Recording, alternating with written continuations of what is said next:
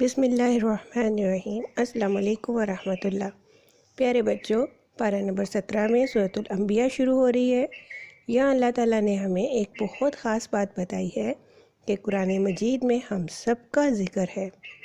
اس لیے ہمیں غور کرنا چاہیے کہ ہمارا ذکر کن لوگوں میں ہے، حق کا ساتھ دینے والوں میں، یا حق کے خلاف کام کرنے والوں میں، یا پھر ایسے منافق لوگوں میں جو کبھی حق کے ساتھ ہوتے ہیں اور کبھی اس کے خلاف۔ اس کے بعد یہ بتایا گیا کہ اللہ تعالیٰ نے دنیا میں سب کو وقت دیا ہوا ہے کہ نیک کام کر لیں اور برے کاموں سے توبہ کر لیں، لیکن جب یہ وقت ختم ہوتا ہے تو پھر توبہ کا کوئی فائدہ نہیں ہوتا۔ پھر اللہ تعالیٰ کی نعمتوں اور قدرتوں کے ذکر کے بعد بتایا کہ یہ ہمارا امتحان ہے کہ ہم نعمتوں کے ملنے پر شکر ادا کرتے ہیں یا نہیں، اور جب اللہ تعالیٰ کوئی نعمت واپس لے لیں تو ہم صبر کرتے ہیں یا نہیں۔ قیامت کے دن ہمارے ہر چھوٹے سے چھوٹے عمل کا حساب ہوگا اور اللہ تعالیٰ کسی پر ظلم نہیں کرتے۔ اس کے بعد بہت سے انبیاء علیہ السلام کا ذکر فرمایا اور ان کی دعاؤں کو بیان کیا تاکہ ہم سب مسلمان بھی وہ دعائیں یاد کر کے اللہ تعالیٰ سے مانگ سکیں۔ اس کے بعد بتایا گیا کہ حضرت محمد صلی اللہ علیہ وسلم قیامت تک دنیا کے سارے انسانوں کے لیے رحمت بنا کر بھیجے گئے تاکہ لوگ آپ پر ایمان لائیں اور آپ کی باتوں پر عمل کر کے اللہ تعالیٰ کی ناراضگی سے بچ سکیں۔ اس صورت کے آخر میں بتایا گیا کہ اے لوگو، تمہارا رب صرف ایک اللہ ہے، صرف وہی عبادت کے لائق ہے۔ اس کے بعد سورۃ الحج شروع ہوتی ہے۔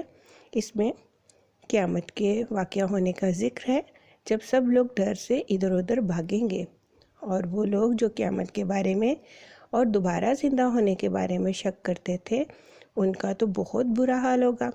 اللہ تعالیٰ فرما رہے ہیں کہ انسانوں کو غور کرنا چاہیے، کیسے ایک چھوٹا سا بچہ بڑا ہوتا ہے، جوان ہوتا ہے اور پھر بوڑھا ہو جاتا ہے، کیسے خشک زمین سے چھوٹے چھوٹے پودے نکلتے ہیں، پھر بڑے درخت بنتے ہیں۔ اللہ تعالیٰ یہ سب کچھ کر سکتے ہیں تو وہ قیامت کے دن تمام انسانوں کو دوبارہ زندہ بھی کریں گے اور ان کے سارے کاموں کا حساب ہوگا۔ جو لوگ اللہ تعالیٰ کی ان قدرتوں پر ایمان نہیں لاتے، ان کے لیے دنیا اور آخرت دونوں میں سخت سزا ہے۔ اس کے بعد اللہ تعالیٰ بتا رہے ہیں کہ وہ قیامت تک پوری دنیا سے مسلمانوں کو بیت اللہ کی حج کے لیے آتے رہنے کی توفیق دیں گے۔ حج کی وجہ سے ایمان بڑھتا ہے اور عبادات کا کئی گنا زیادہ ثواب ملتا ہے۔ قربانی کی عبادت، احرام اتار کر غسل کرنا، طواف زیارت، یہ سب مناسک حج میں شامل ہے۔ حج کی عبادت کا مقصد یہ ہے کہ انسان ہر قسم کے شرک اور اللہ تعالیٰ کی نافرمانی سے باز آ جائے۔ اس کے بعد قربانی کی عبادت کا ذکر ہے، جس میں حلال جانوروں کو اللہ تعالیٰ کی راہ میں اللہ کے نام پر ذبح کیا جاتا ہے۔ یہ اللہ تعالیٰ کا حکم ہے اور اس کا مقصد تقوی حاصل کرنا ہے۔ تقوی کا مطلب پرہیزگاری ہوتا ہے، یعنی اللہ تعالیٰ کی نافرمانی والے کام کرنے، ہر کام سے بچنا۔ بچوں، آپ کو پتہ ہے نا کہ اذان، نماز، قربانی سب میں ہم سب سے پہلے اللہ اکبر کہتے ہیں۔ اس کا مطلب ہے کہ اللہ تعالیٰ سب سے بڑے ہیں، اس لیے ہم نے ہر کام کرتے ہوئے اللہ تعالیٰ کا حکم ماننا ہے، کیونکہ اللہ تعالیٰ سب سے بڑے ہیں تو حکم بھی تو انہی کا مانیں گے نا۔ اور اللہ تعالیٰ کے حکموں کا علم ہمیں کہاں سے ملے گا؟ جی سوچئے۔ شاباش! اللہ تعالیٰ کے حکموں کا علم ہمیں قرآن مجید اور حضرت محمد صلی اللہ علیہ وآلہ وسلم کے بتائے ہوئے طریقوں سے ملے گا، اس لیے یہ علم حاصل کرنا ہم سب پر فرض ہے۔ اس کے بعد بتایا کہ آسمان، زمین اور سمندر جیسی نعمتیں اللہ تعالیٰ کا یہ ہم پر بہت بڑا احسان ہے، لیکن اکثر لوگ ان نعمتوں کی ناشکری کرتے ہیں، اور کچھ تو ایسے ہیں کہ اللہ تعالیٰ کا قرآن مجید سن کر غصے میں آ جاتے ہیں اور تلاوت کرنے والوں پر ہاتھ اٹھاتے ہیں تاکہ وہ تلاوت نہ کر سکیں۔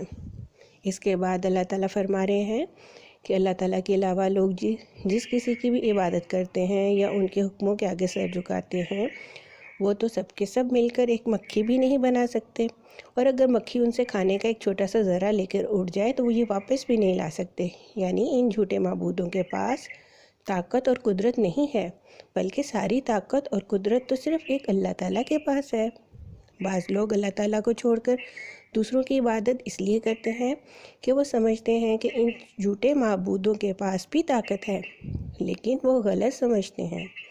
اس لیے اللہ تعالیٰ بار بار سورج، چاند، ستاروں جیسی بڑی بڑی نعمتوں پر غور کرنے کی دعوت دیتے ہیں، تاکہ سارے انسان جان سکیں کہ ساری طاقت اور قدرت صرف اللہ تعالیٰ کے پاس ہے۔ ہم سب کو صرف ایک اللہ تعالیٰ کی عبادت کرنی چاہیے، صرف اللہ تعالیٰ کے حکموں کو ماننا چاہیے۔ اس کے بعد اللہ تعالیٰ نماز کو پابندی کے ساتھ پڑھنے اور اللہ تعالیٰ کے سارے حکموں کو ماننے اور دوسرے انسانوں کے لیے بھلائی کے کام کرنے کا حکم دے رہے ہیں۔ قرآن مجید اور حضرت محمد صلی اللہ علیہ وآلہ وسلم کی تعلیمات کا علم ہم نے خود بھی حاصل کرنا ہے اور دوسرے لوگوں کو بھی سکھانا ہے۔ اللہ تعالیٰ نے ہمیں یعنی حضرت محمد صلی اللہ علیہ وآلہ وسلم کی امت کو اس بہترین کام کے لیے چن لیا ہے۔ حضرت محمد صلی اللہ علیہ وآلہ وسلم نے تو ہم تک یہ علم پہنچا دیا، اب اگر ہم نے خود نہ سیکھا اور دوسرے انسانوں تک نہ پہنچایا تو قیامت کے دن حضرت محمد صلی اللہ علیہ وآلہ وسلم ہمارے خلاف گواہی دیں گے۔ ہمیں اللہ تعالیٰ سے اس علم کو حاصل کرنے اور اس پر عمل کرنے اور دوسروں تک پہنچانے کی دعا کرنی چاہیے۔ اس کے ساتھ ہمارا پارہ ختم ہوا۔ فی امان اللہ۔ السلام علیکم ورحمۃ اللہ۔